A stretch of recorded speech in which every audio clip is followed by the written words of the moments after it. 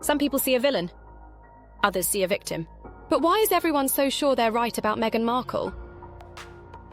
For years, she's been at the centre of a global media firestorm, labelled everything from manipulative to calculating, a fame-hungry outsider who broke the royal family. But is that really the story? Or just the version we were fed? Because this isn't just about Meghan. It's about race, class, gender, power, and the institutions built to protect some people while devouring others. The British tabloids made her their favourite punching bag. But they didn't act alone. The royal machine has always had one rule.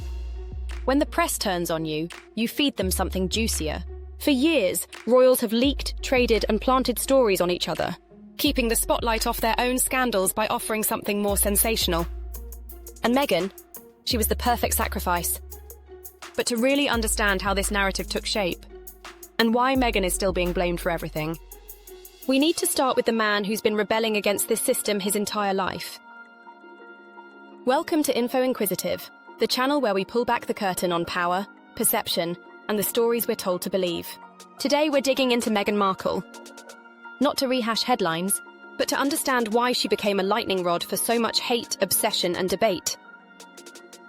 From royal protocol and media warfare to race, class, and gender politics, we'll explore how Meghan became a global Rorschach test and why Prince Harry's long history of rebellion has been conveniently rewritten to fit a more palatable narrative. This isn't a gossip video. It's a psychological and cultural breakdown of what happens when an institution meets its match, and the world can't decide whether to defend it or burn it down.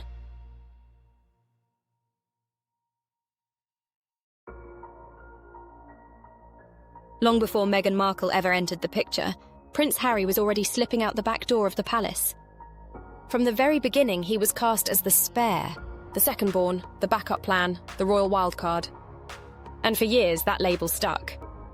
While William was groomed for the throne, Harry was the party prince, the scandal magnet, the difficult one.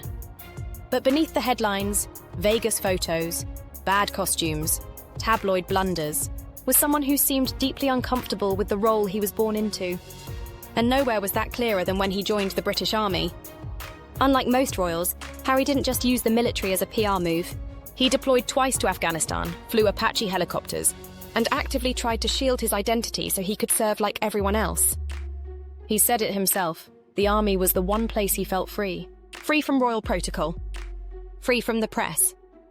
Free to just be Harry. And then there's Africa. After his mother's death, Harry spent extended periods of time there. He's called it a second home, a place where he felt grounded, connected, and most importantly, out of the spotlight. It's not a coincidence that he and Meghan returned there early in their relationship. It was the one place he had ever felt truly human and unmonitored. The media painted these choices as rebellious, but when you look closer, they weren't signs of a meltdown. They were signs of someone searching for autonomy, trying to build an identity outside of his last name. And yet, despite all of this, the moment Harry left the royal family, it wasn't his decision, according to the narrative. It was Meghan's manipulation. Suddenly, the man who had spent years distancing himself from the crown was rebranded as her victim. But here's the truth. Harry's exit didn't start in 2020. It started years earlier, with a boy who watched the world consume his mother, and a man who refused to let it happen to his wife.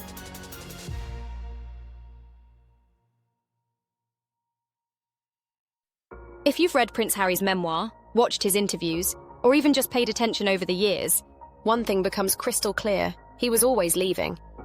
Not because he hated the crown, but because he understood from an early age what it could cost. He was just 12 years old when the press hunted his mother to death. He watched the royal family, his family, ignore her suffering, gaslight her mental health struggles, and feed stories to the tabloids that painted her as unstable.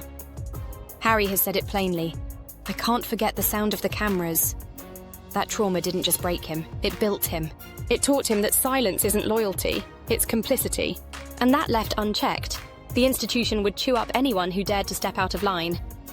So he spent the next 2 decades quietly building an escape route, taking jobs no royal had taken, forming relationships outside the aristocracy, and speaking more and more openly about mental health, media abuse, and inherited trauma. I saw history repeating itself. I was terrified of losing another woman I loved.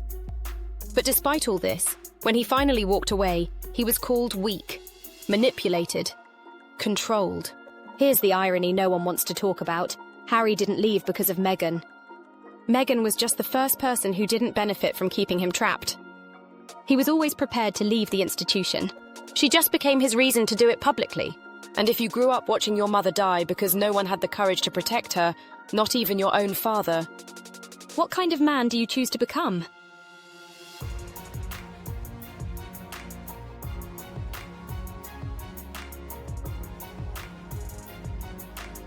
What does it do to a person to realize the family you love is also the one that will destroy you? For Prince Harry, the royal institution wasn't just home, it was his whole world. The place where he was raised, protected, and shaped.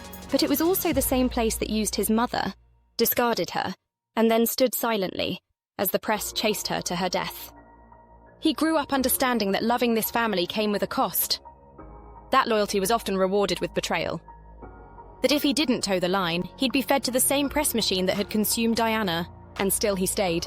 Because what else do you do when your entire identity is built around a crown? But then came Meghan, not as the reason he left, but as the person who finally saw what he'd been carrying.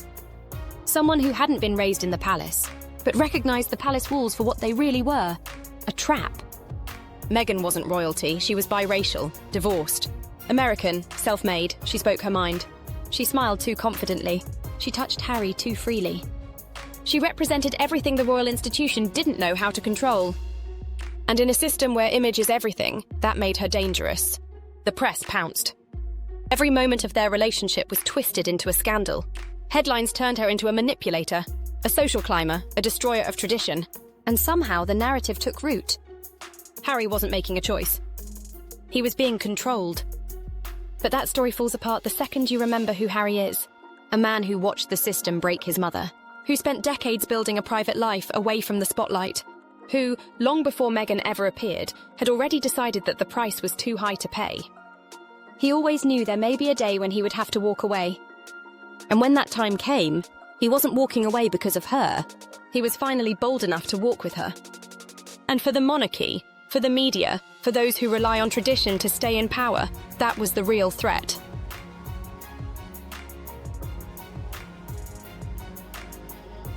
The backlash to Meghan Markle didn't begin when she married Prince Harry.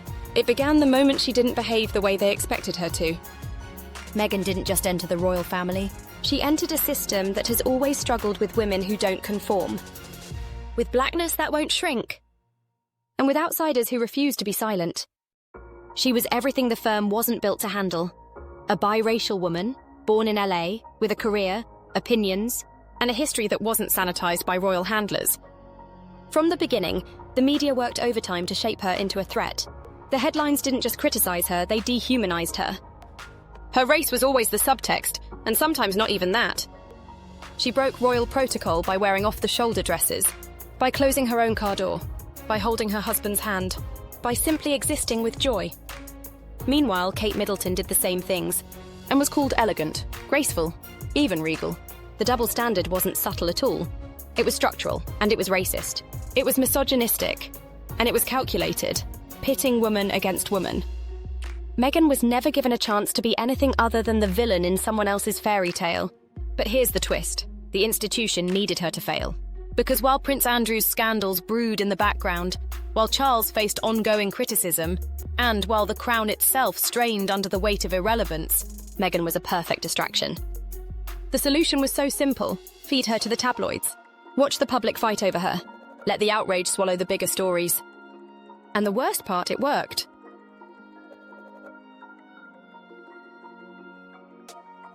Here's what most people don't realise. The British royal family doesn't just exist under media scrutiny. It participates in it. There's an agreement between the monarchy and the press called the Royal Rota. It's a system that gives the British tabloids special access to the royals in exchange for, well, compliance. Favourable coverage, controlled narratives. And it doesn't stop there. Behind closed doors, the palace has its own press offices for each senior royal. And yes, that includes communications teams for William, Harry, Charles, and others. Which means there's competition, protection, prioritisation, a kind of barter system. When public sentiment turns sour, or a scandal is brewing, one of those teams can strategically leak a story about another royal to shift attention, protect their principal, or win points in the press. They feed each other to the sharks. And Meghan? She was served up on a silver platter. And there are receipts. When Prince Andrew's ties to Jeffrey Epstein were exploding in 2019, with a civil case looming and that BBC interview going viral, the front pages weren't filled with outrage over child trafficking. They were focused on Meghan, eating avocado toast, and its hypothetical ties to Mexican drug cartels, a habit that was not unique to Meghan, by the way. But when it was reported about Kate, it was done with an endearing spin. When Prince William's alleged affair with Rose Hambury was trending online, tabloid headlines suddenly turned their attention to Meghan's rude guest list at a private baby shower. She was smeared for breaking protocol, for flying commercial, for flying private, for smiling too much, for hugging staff, for closing her own car door, for holding her pregnant belly, for being herself in a family that never wanted her to be anything but invisible. Meanwhile, Prince Andrew, an actual working royal accused of attending sex trafficking parties with minors, was quietly shuffled off camera, never stripped of his title, and still welcomed at family events. Harry and Meghan were nearly tarred and feathered. They were cut off from royal funds, denied security, publicly humiliated, and painted as traitors for daring to speak about it. Not to mention that for years, Harry and Meghan shared the same comms team as William and Catherine. And when push came to shove, guess whose image was protected? When it's your brother's team controlling the press releases, and your face is the one in the headlines, you're not just up against the media, you're up against your own family. Meghan wasn't just fighting the press, she was fighting a machine, and losing publicly.